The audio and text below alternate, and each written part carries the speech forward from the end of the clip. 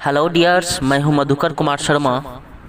आज मैं एक बार फिर से आप लोगों के सामने एक नए क्लास वीडियो के साथ आया हूं, जहां कि हम लोग डिस्कस करेंगे एक बहुत सुंदर सा चैप्टर स्नेक के ऑब्जेक्टिव क्वेश्चन का।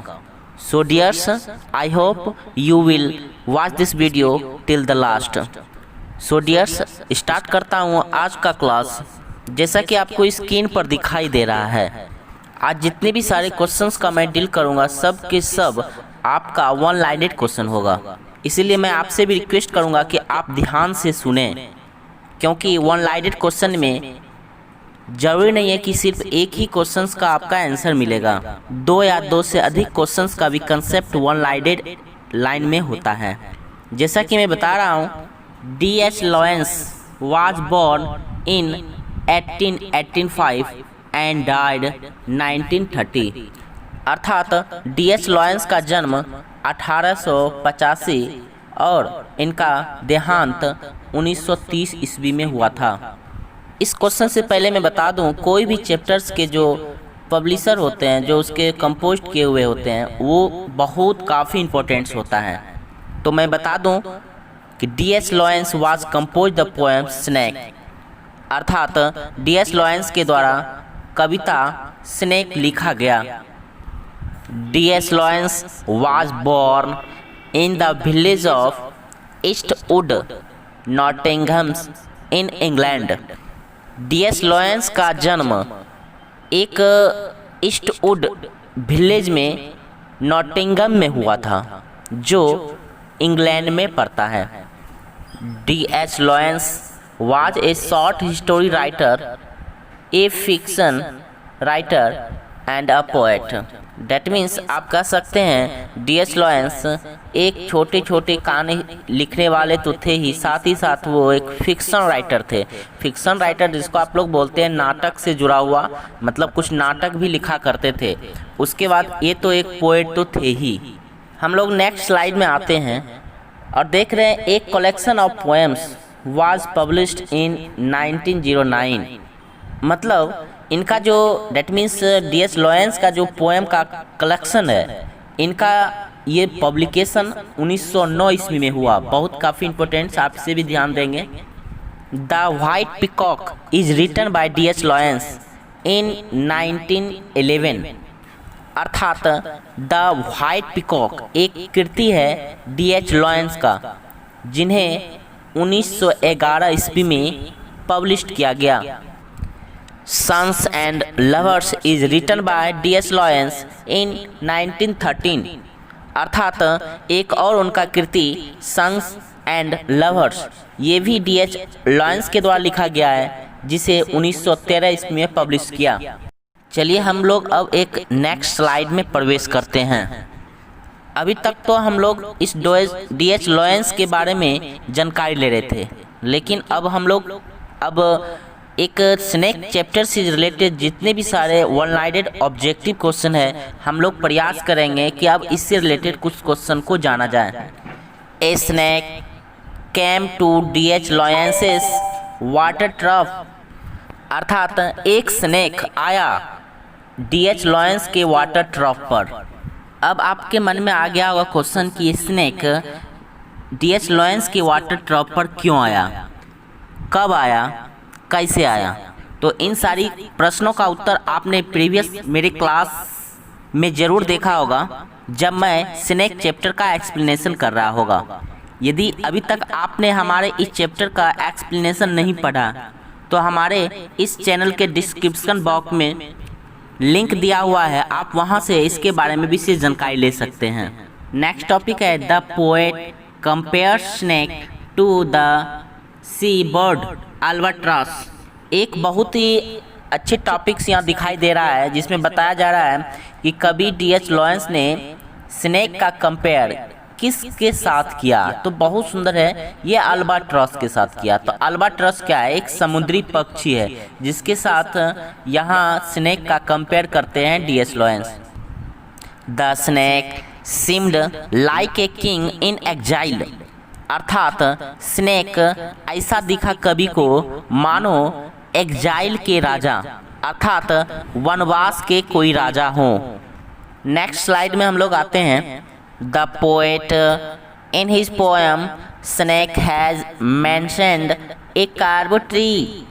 जैसा कि आप जानते हैं कवि D.H. लॉरेंस स्नेक चैप्टर में एक पेड़ का डिस्कस किया है जिसके नीचे एक वाटर ट्रफ रखा हुआ था। तो मैं आपको बता दूं कि वो ट्री कार्बो ट्री था। कार्बो ट्री एक विशाल पेड़ होता है जहां एक विशेष प्रकार का विचित्र सुगंध निकलते रहता है। तो इसी प्रकार के एक कार्बो ट्री का विश्लेषण किया हुआ है कवि अपने स्नेक चैप्टर में। नेक्स्ट स्लाइड में हम लोग देखते हैं the poet was wearing pyjama and the poem snake. अर्थात इस लाइन में दिखाने का प्रयास किए हैं कवि कि कवि का यूनिफॉर्म कैसा था। तो वो यूनिफॉर्म पाजामा था, क्योंकि आपको पता है कि ये बहुत ही हॉट डे था, गर्मी का मौसम था, जिसमें कि कवि अपने प्यास को बुझाने के लिए वाटर ट्रफ पर उस पैजामा यूनिफॉर्म में जा रहा था। The snake came to the poet's water trough on a hot day। Snake कवि के वाटर ट्रफ पर आया। तो बता रहा है किस समय आया, कैसा समय था उस टाइम। तो बताया जाता है ए हॉट डे, डेट मीन्स गर्मी काफ़ी पड़ रही थी। तो स्नेक अपने प्यास को बुझाने के लिए वाटर ट्रफ पर पीने के लिए पानी आया। In Sicily according to the poem snake blacks snake are innocent. कवि इस स्नेक चैप्टर में कुछ विश्लेषण किए हैं। जो सिसिलियन एक जगह जो मैंने आपको बताया होगा, इटली का एक जगह, डेट मीन्स एक गर्म जगह है, यहाँ पर उन्होंने अपने मेंशन करके बताए हैं कि ये जो ब्लैक स्नेक होते हैं ना वो बिल्कुल इनोसेंट होते हैं, बट गोल्ड आर वेनमस। लेकिन गोल्ड कलर के जो भी स्नेक होते हैं वो कहते हैं बहुत ही खतरनाक एवं विषैले होते हैं। नेक्स्ट स्लाइड में हम लोग आते हैं। After hitting the snake with a log the speaker of the poem snake began to expiate. अर्थात जब D.H. लॉरेंस एक log, that means clumsy log, शायद आपको मैंने क्लास एक्सप्लेनेशन में बताया होगा, ये एक प्रकार का डंडा होता है जो कि कहिए तो सीधा सिडोल नहीं बट टेढ़ा मेढ़ा डंडा होता है, डेट मीन्स बेढंग का डंडा होता है। तो कवि क्या किए थे, उस बेढंग डेट मीन्स उस लॉग को उठाकर स्नेक पर हिट किया था, लेकिन स्नेक वहां से बचकर निकल जाता है। तब जाकर स्पीकर डेट मीन्स कवि D.H. लॉरेंस अपने इस कविता स्नेक के थ्रू बिगेन टू एक्सपिएट, मतलब एक्सपिएट करता है, डेट मीन्स आप कह सकते हैं पश्चाताप करता है। The snake looked at the poet वैल्वली। काफ़ी इम्पोर्टेंट्स, ये हमारे प्रीवियस ईयर के कुछ एग्जाम में पूछा गया है। अर्थात ये स्नेक जो है कवि को किस नज़र से देखा, तो आपको बोलना है वैगली, डेट मीन्स इसका मीनिंग होता है आधा नज़र से, मतलब कुछ उसे देखने का मन कवि की ओर, कवि फिर उसके बाद उसे पानी पीने का इच्छा करती है। शायद आपने कभी पशु को नदी में पानी पीते हुए देखे होंगे। पशु को जब पानी पीने वक्त किसी चीज़ की आहट होती है तब जाकर पशु अपने सिर को उठाकर उस आहट की ओर देखने का प्रयास करते हैं, फिर पानी पीने लगते हैं। तो ठीक इसी तरह से स्नेक का भी नज़र कवि की ओर था, डेट मीन्स वैगली था। Etna is in Sicilian. तो देखिए ये टॉपिक क्या कह रहा है, एटना एक वोल्केनो है, डेट मीन्स आप कह सकते हैं इसको कि एक ज्वालामुखी है जो एक सिसिलियन में पड़ता है। सिसिलियन जैसे मैंने आपको बताया था वो एक इटली का एक जगह है जो बहुत ज़्यादा गर्म जगह है, वहाँ ज्वालामुखी जिसे एटना नाम दिया गया। नेक्स्ट स्लाइड में हम लोग प्रवेश करते हैं। The colour of the snake is yellow brown. तो ये भी इम्पोर्टेंट है कि स्नेक का जो कलर जो कवि D.H. लॉरेंस अपने कविता द स्नेक में एक्सप्लेन किए हैं, मेंशन किए हैं, तो वो कलर आपको बताना है। तो वो कलर मैं बता रहा हूँ yellow brown. The snake came from a fissure. अर्थात स्नेक वाटर ट्रफ पर कहाँ से आया, तो कवि के अनुमान ऐसा बता रहा वो ए फीजर, अर्थात एक दरार से आया। नेक्स्ट देखते हैं, the poet has been mentioned the month July in the poem snake.